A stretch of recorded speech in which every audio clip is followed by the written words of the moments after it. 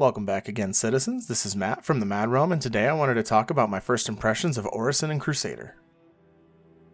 There's been a lot of changes with 3.14, and I'll be covering most of them over the next few weeks as the PTU is updated, so you'll know what's going on when it hits live. Make sure to give this video a thumbs up if you like it, and consider subscribing to see more. CIG has really done something special with Crusader, and delivered the first explorable gas cloud planet in gaming history. Everyone outside of Evocati in development is seeing her for the first time. This footage is also from the current Wave 1 of the PTU, so keep in mind that there's going to be some graphical errors and maybe some frame drops. This is going to be getting a performance pass sometime in the near future, so I would expect it will be performing better by the time it hits live. Starting where most players will take their first look around Orison, we wake up in the comfortable green circle halves. It may be the same size as the other halves at Area 18 in Microtech, but the atmosphere here is entirely different thanks to the wood accents and natural color palette. It's definitely not lacking in accommodations either, with loads of interactable areas for storing all sorts of equipment and supplies, an easy layout, and a couch that's finally worth sitting on with a pretty large TV to boot. This place actually seems like a great apartment. I really think the art team knocked it out of the park with this one. Great job. Stepping out of the hab, you're immediately greeted with your first view of the horizon, presenting the player with the shot of the industrial platforms in the distance, and just a few steps forward, you're on the balcony overlooking the nearby shuttle and a partial view of the platform that the green circle occupies. The run from the hab to the elevator is very short, but even on that small trip, you have this cozy lobby area with plenty of plants. Crusader really like their plants, and I'm honestly glad because it gives the art team an excuse to experiment with this since we really haven't seen that much plant life in the game yet. It's a great change of pace. Unlike the habs at New Babbage and Area 18, you can actually take the elevator here to rooftop access, and it gives you a really nice sweeping panoramic view of the entire platform surrounding you as well as many of the industrial platforms that are in the area.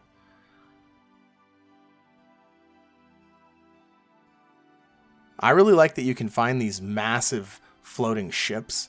I'm hoping we get to do some missions on these later, because with how large these are and how many little rooms you could fit in there, I could easily see these being built just for FPS encounters, so please do that, CIG. Once you reach the lobby, the upscale nature of Orison becomes abundantly clear. With a Zen garden occupying the center of the lobby, the ground floor also features a diner, administrative cargo services near the main entrance, and on both sides of the room you can see signage directing you to the upstairs spa. This features a massive hot tub on one end of the complex and two small gym areas with balconies overlooking the surrounding platform. If Microtech is Stanton Silicon Valley, I wouldn't doubt if this is where their executives consider vacationing. Stepping out the front of the apartments and onto the platforms in front will lead you to the first of many plaques that are located around all of Orison, detailing various parts of Crusader lore. I won't spoil them here, but they're pretty interesting.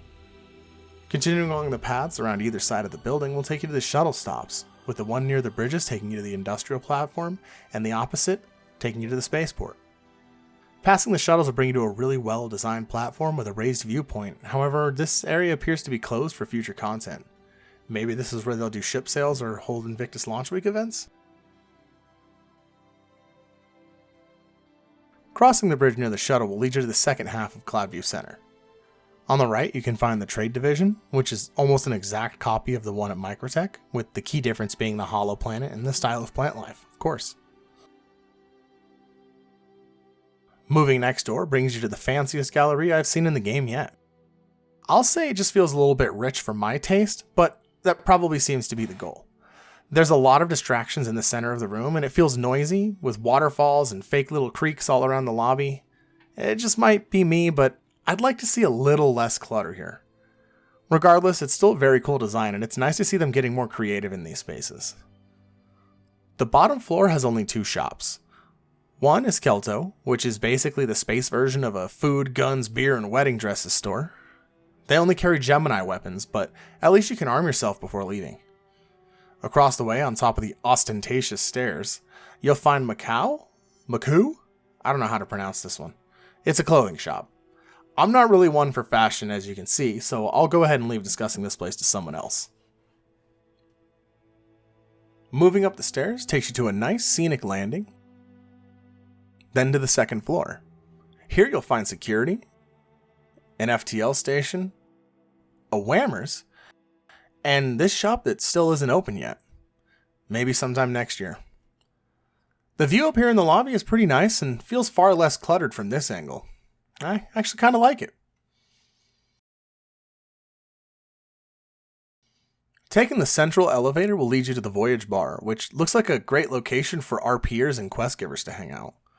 You have these nice recessed seating areas with expensive booze and cigars to really demonstrate how swanky this location is. Outside also has a great variety of seating and some awesome views of the rest of the Cloudview station. Tucked away behind the bar is a far more intimate seating area and another pool for guests to relax in. The atmosphere here is incredible, and I love the idea of NPCs sitting in the different areas with a wide variety of quests to offer up and players that you can pick out while bounty hunting. Really looking forward to seeing what they do with this on the next pass. Located on the platform next to the TDD is the first sign of big change to come, Orison Hospital. There's not all much to do in here right now, but there are 2 new vendor locations that have been added inside. The pharmacy and the insurance vendor. I can't wait to come take a closer look at this place once medical gameplay hits the PU and we need to come here to resupply our medical tools and ships and improve our insurance policy in preparation for going to a war zone, or recover after getting one of those soon-to-be dreaded Tier 1 injuries. There are some push-pull mechanics that you can currently take advantage of with the beds that they have laying around in the hospital right now, but otherwise, I think we're pretty much done here. Let's go ahead and move on to the next area. Taking the shuttle to the Providence platform leads you to one of the massive industrial complexes here at Orison.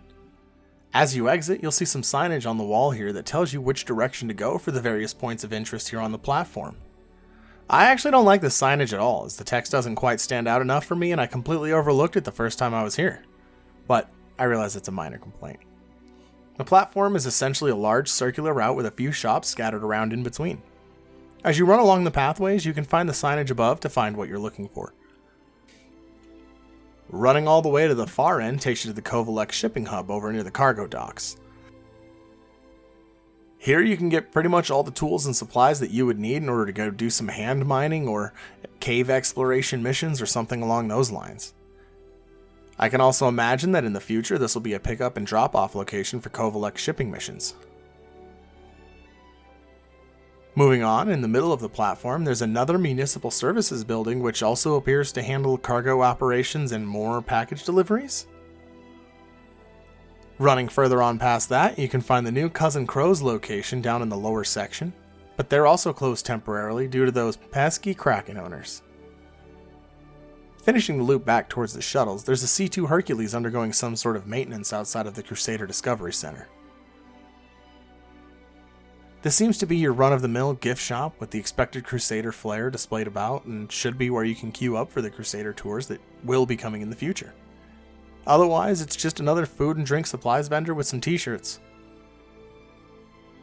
Heading up the path that we haven't gone down takes us to a restricted access area and Tammany & Sons, but again, this shop is also closed. So as much as I've enjoyed the unique industrial aspect of this platform and understand that this theme is supposed to be a tourist trap, I'd really like to see some variety in all of these shops here on Orison. I mean, Crusader makes ships, and you can't buy ships here, or ship parts. Now, I'm sure it's going to get added in the future. I just was expecting that to be here day one. That's all. That's all there is on the Providence platform for now, so let's go ahead and check out the spaceport. Coming off of the shuttle in August Dunlow brings you to an expansive platform clearly intended to handle a huge rush of tourists. Much like other areas at Orison, there are more plaques here featured under some very cool statues of the C2 Hercules and the MSR. They really add to that feeling that you're in an amusement park or tourist location of some sort. When you consider that the commercial flights are expected to run to and from the various cities of Stanton, the scale of an area like this really does make a lot of sense. Continuing through the elevators leads you into the customs area, and here's a nice place of familiarity for any citizen who's been to the planetary spaceports.